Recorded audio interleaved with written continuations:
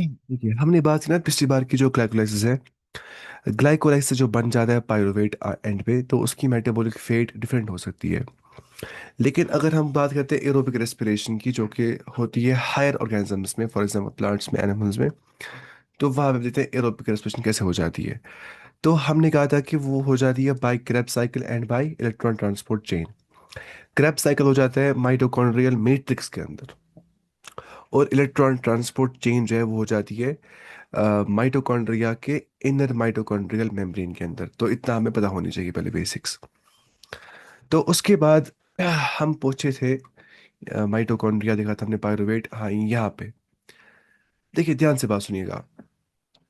दो crucial events होते हैं एरोबिक रेस्पिरेशन के। एरोबिक रेस्पिरेशन का मतलब होता है जहाँ पे मेरा पायरुवेट, पायरुवेट से हम कैसे मिलेगा एटीपी। इसमें होती है दो चीजें, Krebs cycle and electron transport chain. वालेकुम सलाम।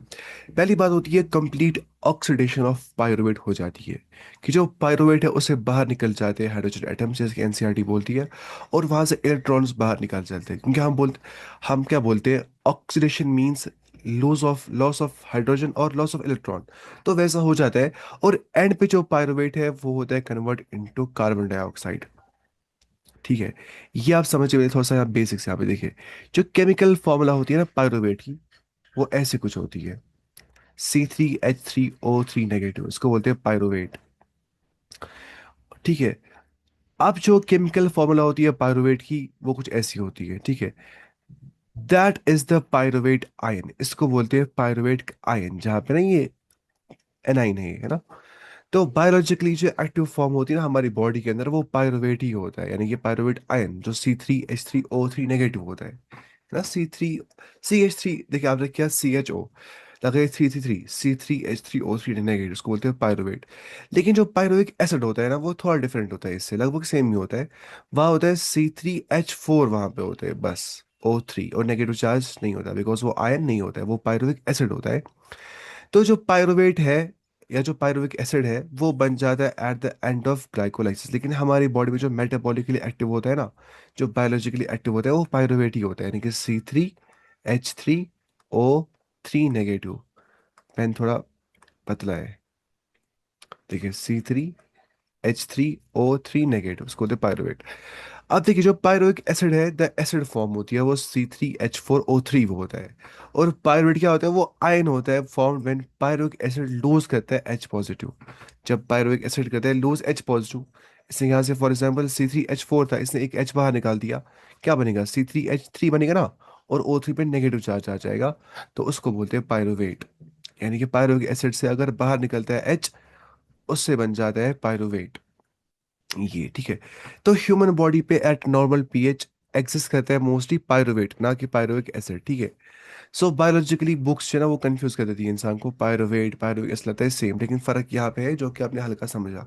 हालांकि आंसर दिया नहीं है, लेकिन ये समझना है फिर भी। अब सेकेंड इवेंट में क्या हो जाता है, थोड़ा आप सब्र करिए, ठीक है। इंशाल्लाह आप कुछ लगेंगे, लगभग लगेंगे हमें 5-6 दिन इसको पढ़ने को, सारे चैप्टर को। फिर एनसीईआरटी बहुत आसान है, ये बहुत मुश्किल चैप्टर है सच में। इसमें बहुत याद रखना है चीजें। ट्रांसफर ऑफ इलेक्ट्रॉन जाती है टू ऑक्सीजन, ठीक है। बहुत बोरिंग भी है ये। इलेक्ट्रॉन होते हैं रिमूव फ्रॉम ग्लूकोज, ठीक है। ग्लूकोज से इलेक्ट्रॉन बाहर निकल जाते हैं और वो ऑक्सीजन को दिए जाते हैं। इलेक्ट्रॉन्स जो है वो ग्लूकोज से बाहर निकाल दिए जाते हैं, यहाँ हम बोलेंगे ठीक है। फिर वो कहाँ पहुंचते हैं, ऑक्सीजन के पास। तो उससे वाटर फॉर्मेशन हो जाती है। ऑक्सीजन को क्या मिल जाते हैं, इसको मिल जाते हैं इलेक्ट्रॉन्स, और साथ में मिलेगा इसको हाइड्रोजन भी।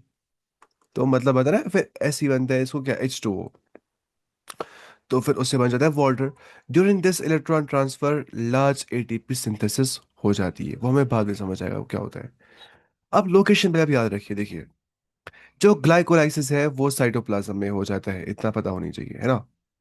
लेकिन जो पायरुवेट ऑक्सीडेशन हो जाती है आखिरकार, जो मतलब कंप्लीट ऑक्सीडेशन ऑफ ग्लूकोज हो जाती है, वो साइटोप्लाज्म नहीं बल्कि माइटोकॉन्ड्रियल मैट्रिक्स हो जाती है। क्योंकि जो पायरुवेट बन जाता है इन साइटोप्लाज्म, पायरुवेट वो घुस जाता है कहाँ पे, माइटोकॉन्ड्रियल मैट्रिक्स के अंदर।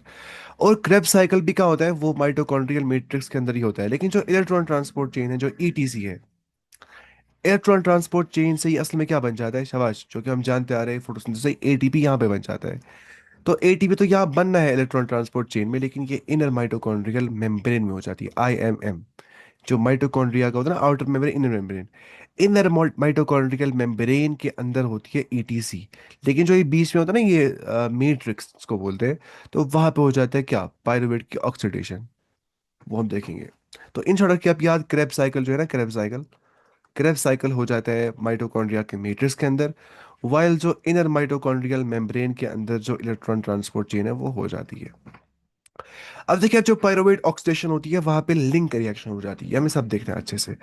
यहाँ पे ये होता है कि जो ग्लाइकोलाइसिस है उधर से पहुंचता है स्टेप क्रेब साइकिल की ओर, है ना। ग्लाइकोलाइसिस के बाद, ग्लाइकोलाइसिस क्या होता है, इन साइटोप्लाज्म ऑफ सेल, वहां से पायरुवेट निकल के क्रेब साइकिल में घुस जाता है इन डिफरेंट फॉर्म। हम देखेंगे वो क्या है। इसको बोलते हैं लिंक रिएक्शन। अभी आपको समझ नहीं आएगा, आगे चलते हैं हम। फिर होती है ऑक्सीडेटिव डीकार्बोक्सिलेशन। ऑक्सीडेटिव मतलब हो गया, यहाँ पे हो जाती है ऑक्सीडेशन भी और डीकार्बोक्सिलेशन भी। ऑक्सीडेशन मतलब क्या हो गया, रिमूवल ऑफ इलेक्ट्रॉन भी और रिमूवल ऑफ हाइड्रोजन भी यहाँ पे हो जाता है। डीकार्बोक्सिलेशन मतलब क्या हो गया, यहाँ पे रिमूवल ऑफ कार्बन डाइऑक्साइड हो जाता है, उसको बोलते हैं डीकार्बोक्सिलेशन। यानी कि डी मतलब निकलना, कार्बोक्सिलेशन CO2 का बाहर निकल देना। तो ऐसा हो जाता है माइटोकॉन्ड्रियल मैट्रिक्स के अंदर। ठीक है, ये आप देख पा रहे हैं कि डिकार्बोक्सिलेशन का होता है कि रिमूवल ऑफ CO2 मॉलिक्यूल से हो जाना। और ऑक्सीडेशन क्या होता है, हाइड्रोजन इलेक्ट्रॉन का निकल जाना, वो हो जाती है, यानी कि ऑक्सीडेटिव डिकार्बोक्सिलेशन हो जाती है पायरुवेट। ये तो चीज यहाँ पे हो जाती है। एंजाइम जो यहाँ पे लग जाता है, जाहिर सी बात है ना, वो क्या होगा, पायरुवेट को डिहाइड्रोजिनेज करने वाला कॉम्प्लेक्स एंजाइम का नाम है। ठीक है, पायरुवेट को डिहाइड्रोजिनेज, डिहाइड्रोजन मतलब क्या हो गया, इससे हाइड्रोजन बाहर निकालने वाला। हाइड्रोजन बाहर निकालने को क्या बोलते हैं, ऑक्सीडेशन करने वाला। डिहाइड्रोजनेस का मतलब है जो ऑक्सीडेशन करवाता है, इसे बोलते हैं ना क्या, ऑक्सीडेटिव डीकार्बोक्सिलेशन इसको हम बोलते हैं। तो यहाँ पे ये एंजाइम लग जाता है। और कुछ को एंजाइम्स यहाँ पे लग जाते हैं। को एंजाइम मतलब क्या, साथी एंजाइम, अगर वो होते हैं तो एंजाइम अच्छे से काम कर पाता है। एनसीईआरटी बोलती है कि यहाँ पे NAD पॉजिटिव भी ऐड करता है एंजाइम। और को एंजाइम ए जो होता है उसको बोलते हैं COA, वो यहाँ पे हेल्प करता है। ये देखिए रिएक्शन आपको समझ आएगा।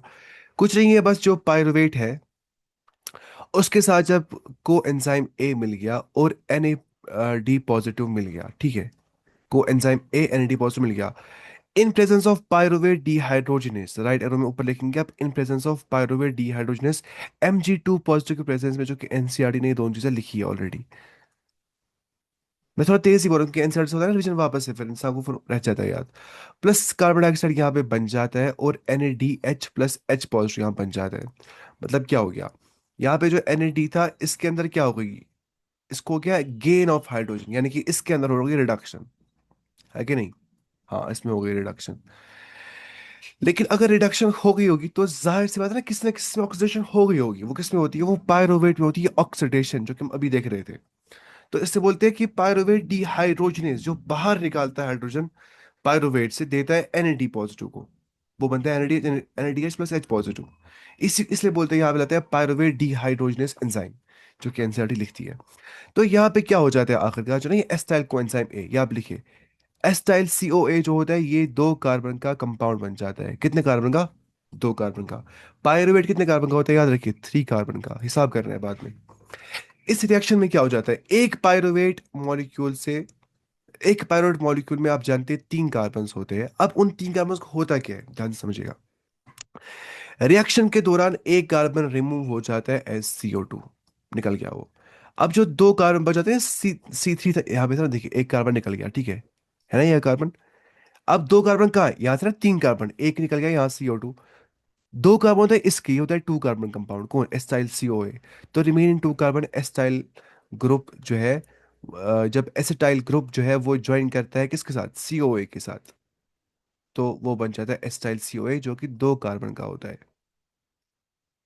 ठीक है, बस दो एस्टाइल ग्रुप जो होते हैं, 2 कार्बन के एस्टाइल ग्रुप कहते हैं ज्वाइन CO, वो 2 कार्बन रहता है ना, फिर भी उसको बोलते हैं एस्टाइल COA। तो ये आप देख पा रहे हैं 2 कार्बन।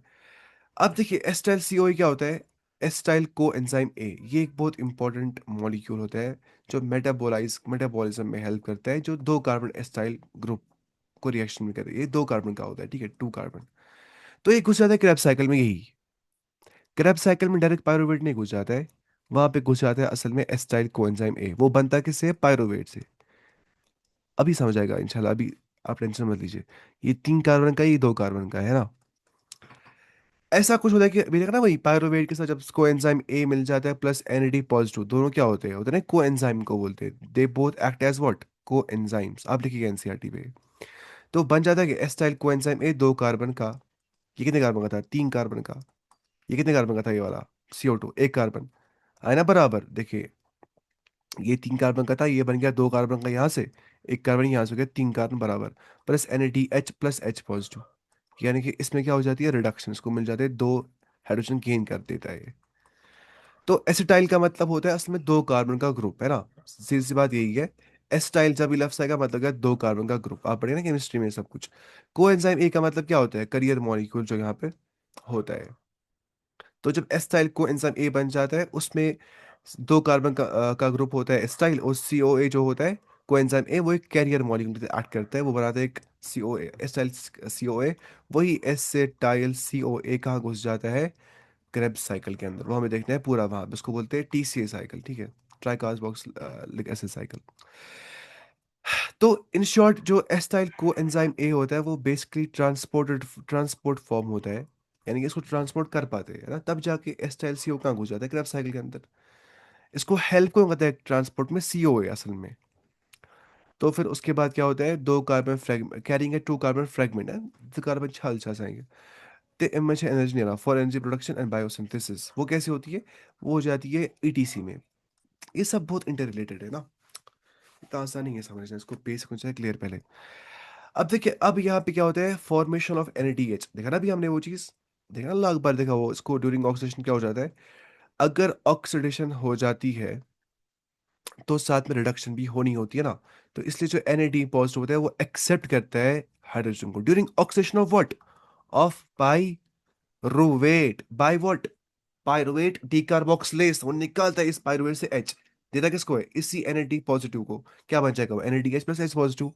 तो उसके बाद क्या होता है? जो NADH होता है ना, यही बाद में ATP सिंथेसिस में हेल्प करता है ETC में। कौन? NADH करता है बाद में हेल्प इलेक्ट्रॉन ट्रांसपोर्ट चेन के अंदर, ATP की फॉर्मेशन के अंदर। अगर अभी समझ नहीं आ गया तब समझ नहीं आ जाएगा, है ना। पहले से ही इसको रिवीजन करा था साथ साथ में, क्योंकि थोड़ा एक खुशी चैप्टर है। अब प्रोडक्ट्स क्या बन जाते हैं एक पायरुवेट से? देखिए, एक पायरुवेट से क्या क्या बन जाता है। देखा ना अभी हमने, वो क्या एस्टाइल कोएंजाइम एक एक बन जाता है, जो कि 2 कार्बन का होता है। CO2 बनता है एक एक कार्बन का होता है ना, CO2। और NADH बन जाता है, वो ETC में क्या बनाता है? ATP। खत्म मसला। तो हमने क्या? प्रोडक्ट्स फ्रॉम ग्लूकोज जो है एक ग्लूकोज। अब जाहिर सी बात है कि एक ग्लूकोज जो है वो 2 पायरुवेट बनाता है। तो मतलब हो गया एस्टाइल कोएंजाइम ए 2 बन जाएंगे। अभी तक हम खाली एक पायरुवेट की बात कर रहे थे कि एक पायरुवेट से एक एसिटाइल कोएंजाइम ए, एक CO2, एक NADH बन जाता है। अब हम जानते हैं एक ग्लूकोज मॉलिक्यूल को ऑक्सीडाइज करने के बाद 2 पायरुवेट बन जाते हैं। तो असल में 2 पायरुवेट का ही हिसाब लेना है हमें। तो यहाँ पे 2 2 2 आएगा। Acetyl coenzyme A 2, CO2 2, NADH 2। Case बहुत इंपॉर्टेंट है, ठीक है। अब को की मॉलिक्यूल तो ये ना जो लगभग बोल रही है, जिसके एसिटाइल कोएंजाइम ए जो यही घुसता है कहाँ पे? असल में क्रेब साइकिल में यही घुस जाता है, ना कि डायरेक्ट पायरुवेट। तो असल में जो ये होता है ना एसिटाइल कोएंजाइम ए, ये फैट मेटाबॉलिज्म के अंदर और अमीनो एसिड की मेटाबॉलिज्म के अंदर एक अहम किरदार अदा कर देता है। अब क्रेब्स साइकिल क्यों साइकिलिक होता है? Why it's called as Krebs cycle? पहली बात, ये क्रेब्स साहब नहीं था, हेंस क्रेब्स का नाम शायद था। तो एसिटाइल कोएंजाइम ए जो ना, अब देखिए जो अभी बन गया acetyl coenzyme A, acetyl coenzyme A 2 carbon का, ये मिल जाता है 4 कार्बन के ऑक्सैलो एसिड से, जिससे आप ऑलरेडी वाकिफ है। ऑक्सैलो एसिटिक एसिड OAA, जो C4 प्लांट्स में फर्स्ट स्टेबल ऑर्डर बन जाता है आफ्टर व्हाट? Carbon fixation. इसीलिए रेस्पिरेशन से पहले फोटोसिंथेसिस पढ़ना होता है जरूरी, वरना रेस्पिरेशन में समझ नहीं आ जाएगा। तो ये 4 कार्बन का जो OAA यहाँ मिल जाता है ना, कितना हो गया? 4 + 2 कितना होता है? हो गया 6। तो 6 कार्बन का सिट्रिक एसिड बन जाता है यहाँ पे। तो असल में क्या होता है, यही जो हम देखें ना साइकिल में ही, छोड़िए इसको। अब सिट्रिक एसिड क्या होता है ये समझ जाइए, एनसीईआरटी ने दिया नहीं, ये समझिए अभी अच्छे से, वरना कभी समझ जाएगा।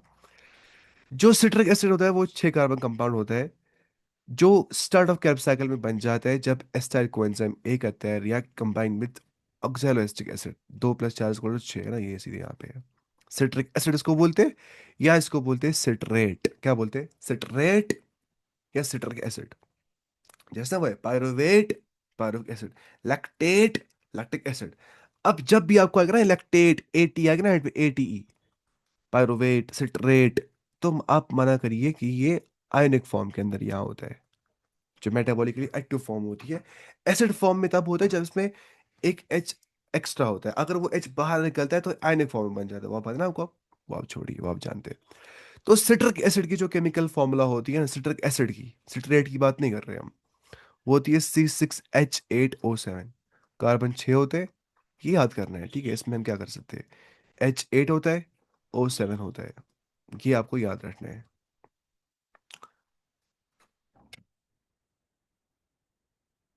हम मत पढ़ रहे एक सब्जेक्ट, मतलब हम पढ़ रहे दो सब्जेक्ट, है ना।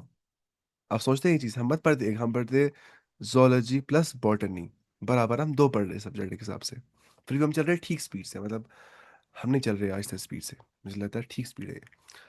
तो दैट्स वाई क्रेब साइकिल जो है, इसको क्या बोलते हैं, इसको हम बोलते हैं सिट्रिक एसिड साइकिल। क्यों?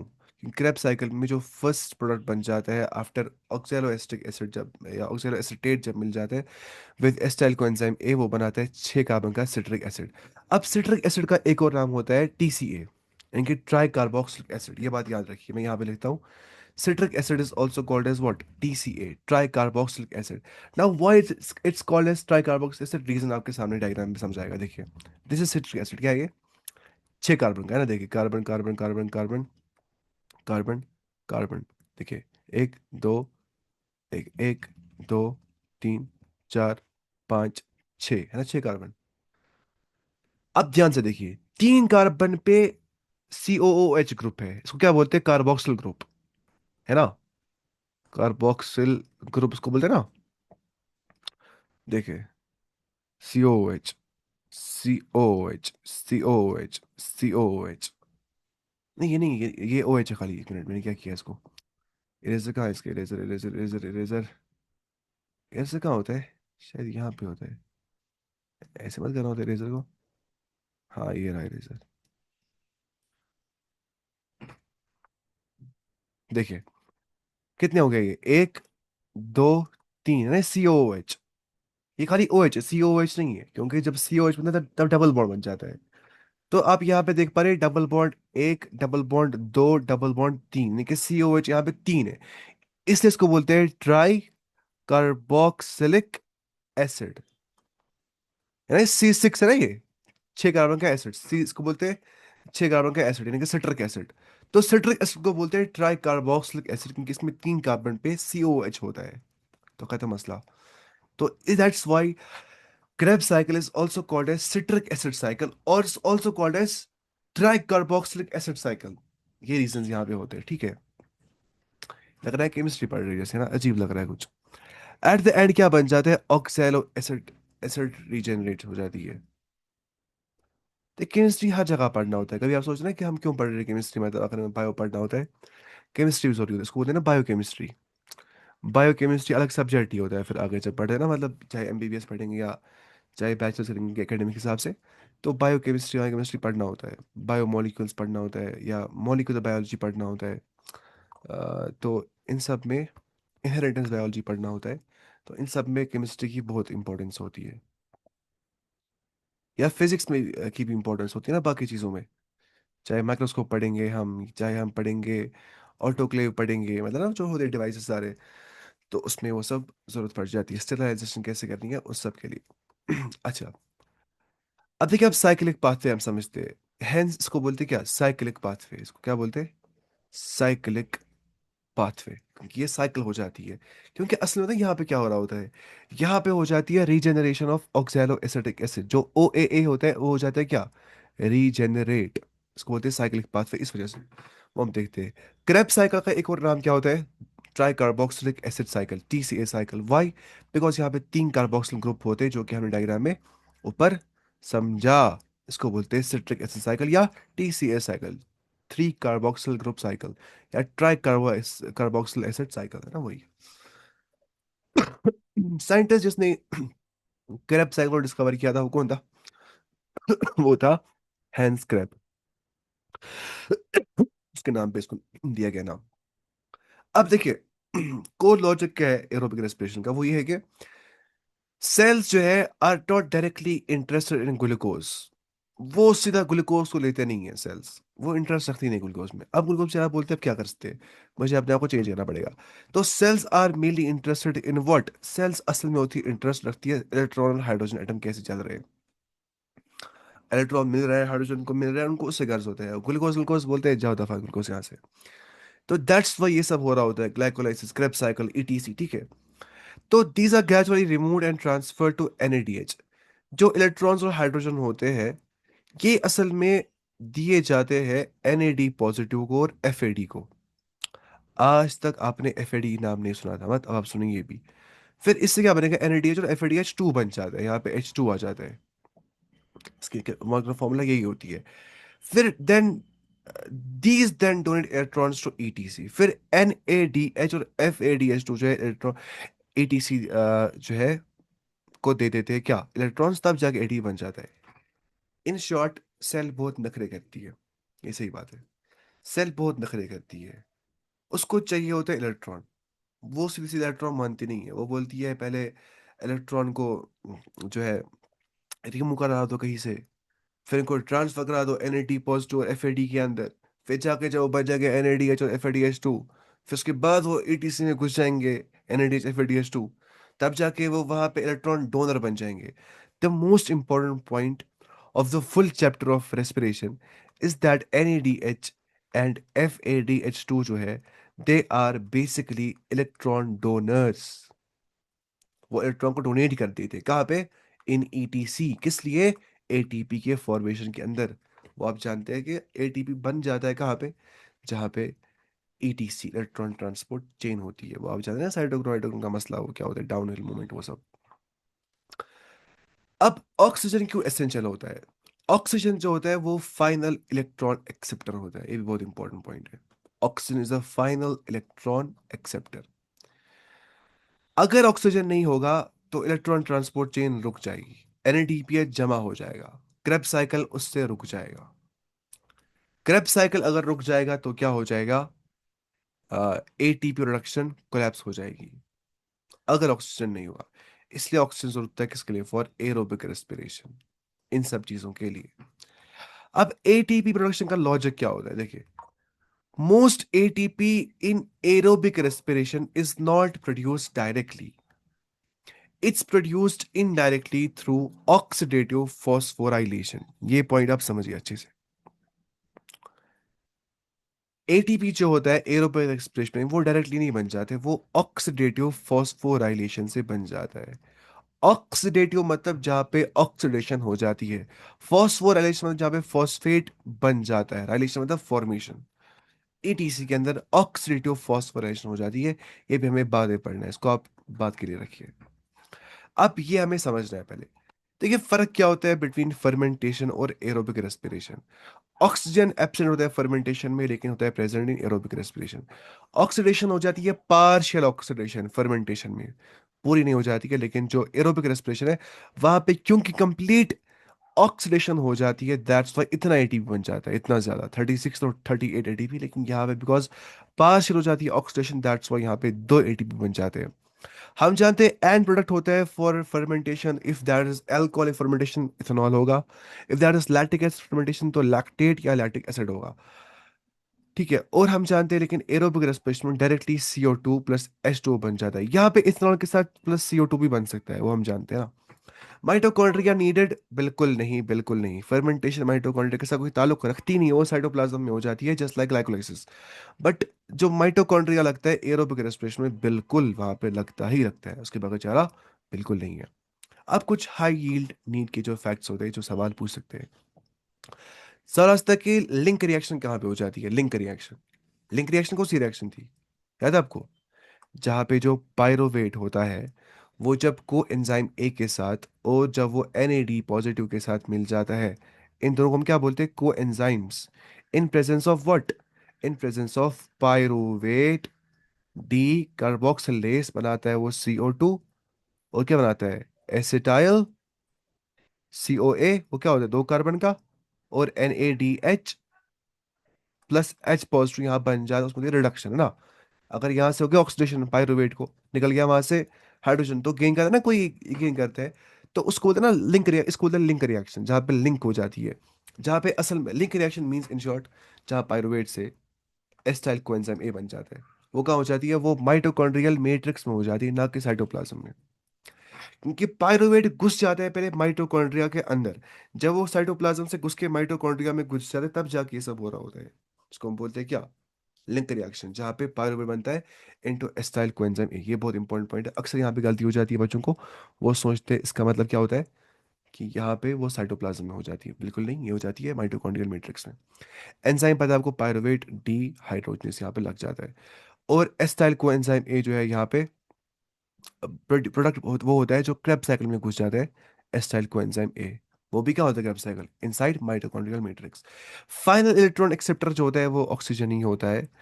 क्रैब साइकिल का नाम होता है T C A cycle. Scientist Hans Krebs, CO2 पर पायरुवेट एक रिलीज होता है। अगर आपको नीट में सवाल आएगा CO2 कितने होते हैं रिलीज पर पायरुवेट, आप बोलेंगे एक। CO2 कितने होते हैं रिलीज पर ग्लूकोज, क्या बोलेंगे आप, दो, बिकॉज एक ग्लूकोज मतलब दो पायरुवेट है ना। तो ऐसी NADH कितने बनते हैं पर पायरुवेट एक, अगर पर ग्लूकोज तो दो, वो आप जानते हैं ना, इंटू टू करना है बस, वो कुछ नहीं करना है। अब हम देखते हैं फ्लो समरी, ऐसे याद रहता है इंसान को।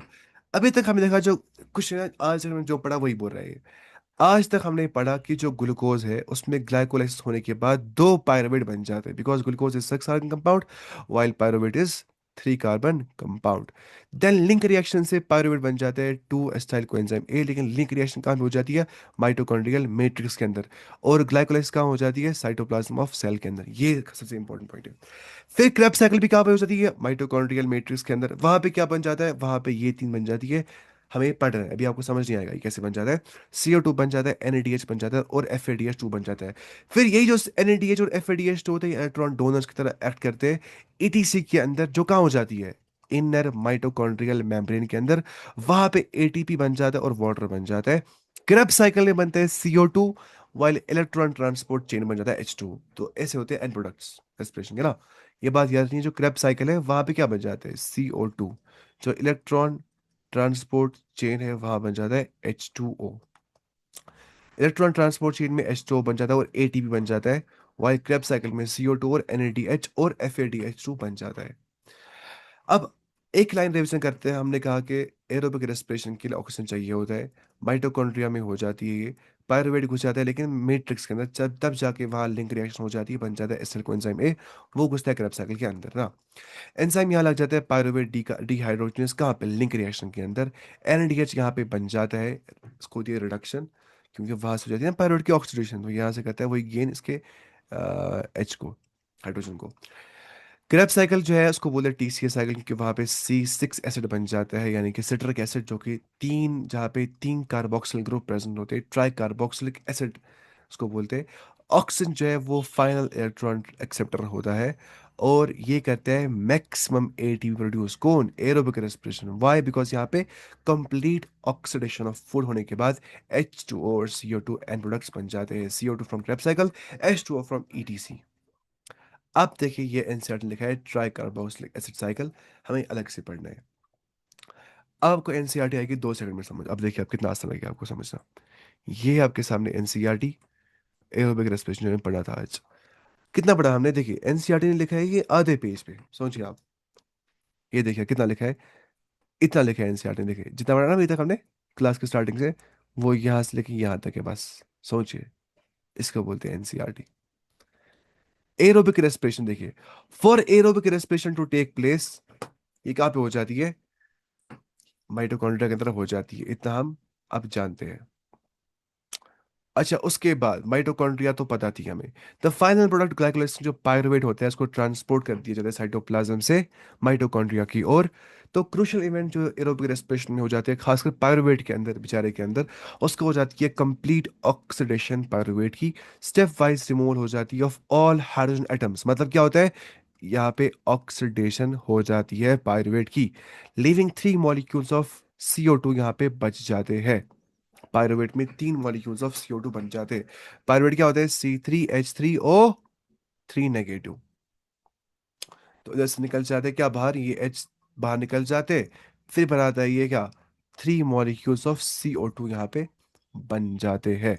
ठीक है, अब बोलेंगे कैसे बन जाते हैं 3 मॉलिक्यूल्स ऑफ CO2। ये ना पायरोवेट, पता नहीं कि दो बन जाते तो टू से मल्टीप्लाई करने हैं। तो देखिए कितने के ऑक्सीजन आ गए, छः, तो जस्ट सिक्स। तो ऐसे ही तो छः जब आ गए ऑक्सीजन छः, यानी कि O2 कितना हो गया ना, O6। तो सी लगाना यहाँ से, सी तो एक्स्ट्रा वैसे भी छः ही है, तो वैसे ही बन जाए three molecule CO2। The passing of electrons removed as part of hydrogen atoms, जो पास को इलेक्ट्रॉन हो जाती है removed as part of hydrogen atoms to molecular O2। हम जानते हैं जो कि मॉलिक्यूलर ऑक्सीजन होता है, उसी को इलेक्ट्रॉन्स पहुंच जाते हैं, ठीक है, as a part of hydrogen atom, जो कि हाइड्रोजन एटम का पार्ट होता है ना इलेक्ट्रॉन्स। तो बन जाता क्या है, वो बता रहा है वाटर वहां पे बन जाता है, और फिर बाद में होती है ATP की सिंथेसिस। ये बाद का प्रोसेस बोल रहा है। अब इंटरेस्टिंग फैक्ट ये है to note that the first process takes place in the matrix of mitochondria के अंदर जो हो जाता है, जो कि ये लिंक रिएक्शन इसको बोलते हैं। आप यहाँ पे लिखिए एनसीईआरटी में link reaction, RXN short form है रिएक्शन का। वाइल द सेकेंड प्रोसेस जो है वो हो जाती है कहाँ पे, इन द माइटोकॉन्ड्रियल मेम्ब्रेन के। अरे ये एनसीईआरटी कितनी खतरनाक है, लेकिन बोलती नहीं है वो क्या है। वो है ना इलेक्ट्रॉन ट्रांसपोर्ट चेन, बोलता ही नहीं है। मतलब क्या होता है इसको बोलने से अगर क्लियरिटी और मिल जाती है ना, तो इसीलिए एनसीईआरटी इंसान गुमराह कर सकती है, अगर इंसान खुद ही पढ़ेगा, है ना। ये आप देख सकते हैं। Pyruvate which is formed by the glycolytic catabolism. Glycolytic मतलब जहाँ पे ग्लाइकोलाइसिस हो जाती है, ग्लूकोज टूट जाता है, कैटाबॉलिज्म मतलब टूटना, ऐसा मेटाबॉलिज्म जहाँ में टूट रहा होता है कुछ ना कुछ, of carbohydrate in the cytosol. Cytosol मतलब होता है सेल का वो, यानी कि साइटोप्लाज्म। साइटोसॉल मीन साइटोप्लाज्म यानी कि सेल का वो हिस्सा जहां पे, देखिए साइटोसॉल क्या होता है, फ्लूइड पार्ट इनसाइड सेल जो होता है, सेल के अंदर जो साइटोप्लाज्म में फ्लूइड पार्ट होता है, जहां पे ऑर्गेनल्स फ्लोट कर रहे होते हैं, वो क्या है, वही है ना साइटोप्लाज्म या साइटोसॉल बोलते हैं इसको। जहाँ पे वाटर होता है, आयंस होते हैं, प्रोटीन्स होते हैं, एंजाइम्स होते हैं, ग्लूकोज होता है। तो मेन रिएक्शन साइटोसॉल के अंदर ही हो जाती है, including the first stage of respiration यानी कि ग्लाइकोलाइसिस भी इसी साइटोसॉल यानी कि साइटोप्लाज्म के अंदर हो जाता है। उसके बाद जो साइटोप्लाज्म है उधर से पायरुवेट बन जाता है, वो घुस जाता है माइटोकॉन्ड्रियल मैट्रिक्स के अंदर, और वहां पे क्या हो जाती है, ऑक्सीडेटिव डीकार्बोक्सिलेशन। ऑक्सीडेटिव मतलब यहाँ पे ऑक्सीडेशन हो जाती है, मतलब रिमूवल ऑफ हाइड्रोजन यहाँ पे हो जाता है, या रिमूवल इलेक्ट्रॉन यहाँ पे हो जाता है। डीकार्बोक्सिलेशन मतलब यहाँ से CO2 भी बाहर निकल जाता है। ये देखिए CO2 बाहर निकला, यस निकल गया बाहर। H बाहर निकला, यस बिल्कुल यहाँ से इसको मिल गया ना H, फिर H बाहर निकल जाता है। ठीक, तो इसको बोलते हैं ऑक्सीडेटिव डीकार्बोक्सिलेशन, जो कि आप सामने देख पा रहे हैं लिंक रिएक्शन के अंदर। रिएक्शन कैटलाइज करता है एंजाइम जो होता है पायरुविक एसिड डीकार्बोक्सिल डिहाइड्रोजनेस, या पायरोविक डिहाइड्रोजनेस। ऐसा एंजाइम जो पायरुवेट को डिहाइड्रोजनेस यानी कि वहां से हाइड्रोजन बाहर निकाल देता है, यहाँ से हाइड्रोजन बाहर निकल गया, इसको मिल जाता है, तो ये क्या बन जाता है, NADH+H पॉजिटिव, हम जानते हैं। लेकिन यहाँ पे रिक्वायर होते हैं पार्टिसिपेंट्स ऑफ सेवरल को एंजाइम, यहाँ पे जरूरत होते हैं। वो को एंजाइम क्या होते हैं, वो ये दो होते हैं को एंजाइम होते हैं, एक तो को एंजाइम A और NAD positive, both act as what, coenzymes. Coenzyme A तो होता ही है को एंजाइम, साथ में NAD पॉजिटिव भी को एंजाइम ही होता है। वो मिलने के बाद पायरुविक एसिड और साथ में पायरुवेट, तीन एंजाइम यहाँ पे लग जाते हैं। कोएंजाइम दो, यानी कि कोएंजाइम ए एक और NAD पॉजिटिव एक, दोनों क्या है, कोएंजाइम दोनों ना, both are coenzymes. Plus pyruvate dehydrogenase, Mg positive यानी कि मैग्नीशियम आयन के प्रेजेंस के अंदर। एस्टाइल कुछ ना होता ही है कहाँ पे, साइटोसॉल के अंदर। साइटोसॉल मतलब आयंस वायंस होते ही है वहां पे। तो एस्टाइल कोएंजाइम ए प्लस ये सब बन जाता है। दौरान this process during this process two molecules of NADH यहाँ बन जाते हैं। वाई ये क्यों बोला टू मॉलिक्यूल्स, कितना गुमराह कर रहा है आपको ये। यहाँ पे टू मल्टीप्लाई कर रहे हैं ना पहले जरूरी, बिकॉज पायरुविक एसिड दो बन जाते हैं एक ग्लूकोज से। ग्लूकोज 6 कार्बन का होता है, पायरुवेट इज 3 कार्बन का। तो पता नहीं कि मल्टीप्लाई कर रहे हैं दो से इसको, ठीक है ना। एक ग्लूकोज बनते हैं दो पायरुवेट, पायरुवेट पायरुवेट, अब एक पायरुवेट से क्या बन जाता है, एक CO2 और एक NADH, लेकिन दो पायलट्स कितना बन जाएगा, दो CO2 और दो NADH, वही बोल रहा ना। टू मॉलिक्यूल्स ऑफ NADH बन जाते हैं जब मेटाबॉलिज्म हो जाता है दो मॉलिक्यूल्स ऑफ पायरुविक एसिड का, जो बन जाते हैं कैसे, एक ग्लूकोज से ड्यूरिंग ग्लाइकोलाइसिस। फिर एस्टाइल कोएंजाइम ए जो ये होता है ना, यही घुसता है कहाँ पे, क्रेब्स साइकिल के अंदर यही घुस जाता है। Acetyl coenzyme a cyclic pathway में घुस जाता है, उसको बोलते हैं try carboxylic acid cycle, TCA cycle, या उसको बोलते हैं क्रेब्स साइकिल, या उसको क्या बोलते हैं, सिट्रिक एसिड साइकिल। कितने नाम है खुदाया। सिट्रिक एसिड साइकिल और टीसीए साइकिल, ये ट्राई कार्बोक्सिलिक एसिड साइकिल और क्रेब्स साइकिल। तो ये साइंटिस्ट हैंस क्रेब ने कहा था, जिसको फर्स्ट इल्यूसिडेट किया था, डिस्कवर किया था। अब आपके सामने है ट्राई कार्बोक्सिलिक एसिड साइकिल, ये साइकिल ना, ये हमें समझना है। मैं आपको पहले हल्का हल्का बोलता हूँ, मैं कुछ नहीं बोल रहा हूँ, मैं बस ऊपर ऊपर से बोल रहा हूँ, ध्यान से देखिए। ये क्या है, पायरोवेट है ना, इससे क्या बन जाएगा, एसिटाइल कोएंजाइम ए। इसको क्या बोलते हैं, लिंक रिएक्शन, इतना हमें पता है ऑलरेडी, है ना, इतना हमने देखा आज। ये बहुत आसान है। फिर बन जाता है इससे, देखिए फिर क्या हो जाता है, फिर ऑक्सैलो एसिटिक एसिड जो होता है ना, वो मिल जाता है। देखिए यहाँ से आ गया ऑक्सैलो एसिटिक एसिड 4 कार्बन का, यहाँ से आ गया एसिटाइल कोएंजाइम ए 2 कार्बन का, 4 + 2 कितना होता है 6, उससे बन जाता है सिट्रिक एसिड 6 कार्बन का। बन गया ना, C6, हाँ। अच्छा उसके बाद क्या बन जाता है, उसके बाद बन जाता है अल्फा कीटो गिलटारिक एसिड, जो कि 5 कार्बन का होता है। फिर क्या बन जाता है, फिर बन जाता है सक्सीनिक एसिड 4 कार्बन का। फिर क्या बनता है, मैलिक एसिड 4 कार्बन का। फिर क्या बनता है, वापस ऑक्सैलो एसिड। तो इसलिए क्योंकि यहाँ पे ऑक्सैलो एसिड की रीजेनरेशन हो जाती है, रीजेनरेशन उसको और मिलना होता है एसिटाइल कोएंजाइम ए के साथ, that is what is called as cycle, क्योंकि यहाँ पे साइकिल पूरा होता है। अब ध्यान से बात सुनिए, अभी मैं आपको शॉर्ट में बोलता हूँ। पायरुवेट जो है उसके साथ जब कोएंजाइम ए मिल गया और साथ में क्या मिल जाता है, एनएडी पॉजिटिव से क्या बन जाता है, NADH प्लस H पॉजिटिव, यहाँ पे हो जाती है रिडक्शन। लेकिन पायरुवेट में खुद क्या हो जाती है, ऑक्सीडेशन, यानी कि रिमूवल ऑफ हाइड्रोजन। और क्या होती है, डिकार्बोक्सिलेशन, वहां से CO2 बाहर निकलता है, ये देखिए ना, CO2 बाहर निकल गया यहाँ पे। तो इसी को बोलते हैं ऑक्सीडेटिव डिकार्बोक्सिलेशन, ये आप लिखिए यहाँ पे, ऑक्सीडेटिव डिकार्बोक्सिलेशन। उसके बाद क्या बन जाता है, एसिटाइल को एंजाइम ए, वो 2 कार्बन का होता है, क्योंकि 1 कार्बन कहाँ से निकल गया, CO2 निकला बाहर एक बेचारा।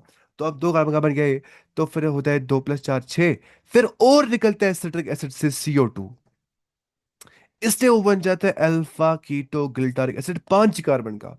फिर और निकलता है CO2, इसलिए बनता है सक्सिनिक एसिड 4 कार्बन का। फिर रहता है 4 ही कार्बन, बिकॉज उसके पास CO2 नहीं निकलता है, ठीक है। फिलहाल अब देखिए यहाँ पे क्या होता है, यहाँ पे NAD पॉजिटिव से क्या बनता है, NADH प्लस H पॉजिटिव।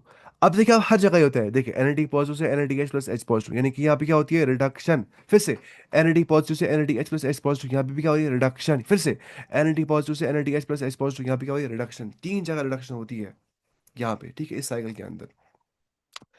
इसको बोलते हैं सिट्रिक एसिड साइकिल, जो है यहाँ से हो रहा है इतना। ये सिट्रिक एसिड साइकिल कहाँ पे होता है, ये होता है माइटोकॉन्ड्रियल मैट्रिक्स में। ये इतना जो है ना, ये this is not citric acid cycle, ये समझिए आप। This is not citric acid cycle, this is link reaction. Cycle तो यहाँ से स्टार्ट हो रहा है, जहाँ पे ऑक्सैलो एसिड मिल रहा है एसिटाइल कोएंजाइम ए से, वो कहाँ से आ रहा है, from link reaction, this is link reaction. ये बात समझिए आप। वो भी कहाँ पे होती है, वो भी हो जाती है माइटोकॉन्ड्रियल मैट्रिक्स के अंदर ही। अब इतना आपको समझ में आ गया होगा आखिरकार हम क्यों बना रहे हैं NADH को, क्योंकि यही NADH जो है और FADH वो जो यहाँ बन जाता है, देखिए FAD पॉजिटिव से क्या बन जाता है, FADH2, यहाँ भी क्या होगी, रिडक्शन। तो यही FADH2 NADH हमें किस में इस्तेमाल हो जाते हैं, इन, शाबाश, पता है कहा था मैंने भी आपको, इलेक्ट्रॉन डोनर्स एक्ट करते हैं कहाँ पे, ATC में, और उससे क्या बन जाता है बाद में फिर ATP। खुदा, आपको आ गया समझ। अब यहाँ पे कुछ GDP पढ़ेंगे, देखिए। आज तक आपको पता थी ATP क्या होता है ना, एडेनोसिन ट्राइफॉस्फेट। ADP क्या होता है, एडेनोसिन डाइफॉस्फेट। एडेनोसिन क्या होता है, वो एक नाइट्रोजनस बेस होती है plus phosphate plus sugar. That's why adenosine जो होता है, ये एक न्यूक्लियोटाइड होता है। सॉरी, एडेनोसिन जो होता है ये क्या होता है ना, फॉस्फेट उसको अलग ही होता है। एडेनोसिन जो होता है ये एक क्या इसको बोलते हैं, अ, ये एक एक तो होता है नाइट्रोजनस बेस, तो क्या होता है, नाइट्रोजनस बेस, न्यूक्लियोसाइड क्या होता है, न्यूक्लियोसाइड होता है, ठीक है। अब यहाँ पे अगर लगाएंगे गोनीन तो बनेगा गोनोसिन डाइफॉस्फेट या गोनोसिन ट्राइफॉस्फेट, उसको दे GTP। अगर यहाँ पे एक और शुगर आ जाएगी नाइट्रोजनस बेस अलग कोई, G वाली गोनोसिन, तो वही यहाँ पे GDP बन जाता है। वो भी हम देखेंगे कल अच्छे से इंशाल्लाह, आज का टाइम खत्म हो गया। तो ये थोड़ा खुश है, इसको आप नजर देंगे वापस घर में। बाकी हम करेंगे 2 4 दिन में ख़त्म इंशाल्लाह, उसके बाद सब आसान है NCERT।